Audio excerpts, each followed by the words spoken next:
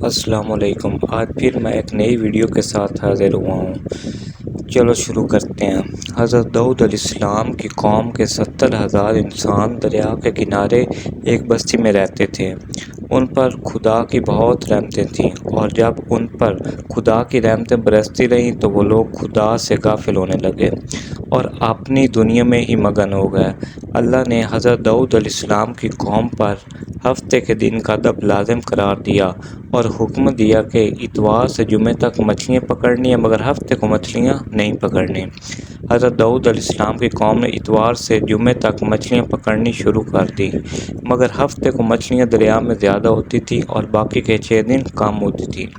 ہفتے کے دن جب بھی حضرت داؤد علیہ السلام کی قوم دریا کے پاس آتی تو اتنی زیادہ مچھلیاں دیکھ کر ان کا دل بے ایمان ہو جاتا۔ شیطان نے ان کے اس لالچ کا فائدہ اٹھا کر ان کو اکسانا شروع کر دیا، اور انہوں نے سوچ لیا کہ ہفتے کو وہ دریا میں جال لگا دیا کریں گے اور پکڑ اتوار کو لیا کریں گے۔ اسی طرح کچھ لوگوں نے جال لگا لیے اور کچھ لوگوں نے چھوٹے چھوٹے حوض گھر تک بنا لیے اور اس حوض کا دریا تک راستہ بنا دیا، اور ہفتے کو مچھلیاں جب ان حوض اور جال میں آ جاتی تو وہ پکا کر کھا لیتے۔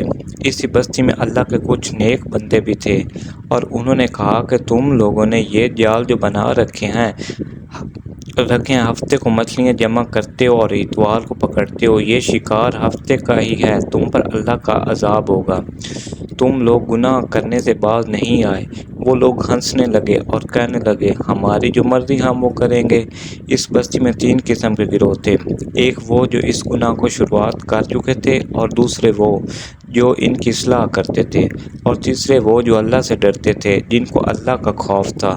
انہوں نے سوچ لیا تھا کہ وہ ان کے ساتھ نہیں رہیں گے۔ انہوں نے بستی کے درمیان میں اینٹوں سے دیوار بنانا شروع کر دی اور اس بستی کو 2 حصوں میں تقسیم کر دیا۔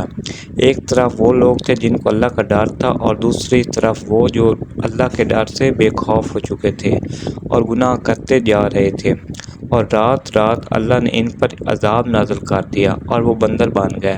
صبح جب اللہ کے نیک بندے سو کے اٹھے اور ان کو دیواروں کے پار سے کوئی آواز بلند ہوتی نظر نہ آئی تو انہوں نے دیواروں پر چڑھ کر دیکھا تو سب کے سب بندر بن گئے تھے۔ وہ خوف سے چلانے لگے اور خدا سے معافی مانگنے لگے۔ اگر آپ کو یہ واقعہ اچھا لگا ہو تو پلیز لائک، شیئر اور سبسکرائب لازمی کریں۔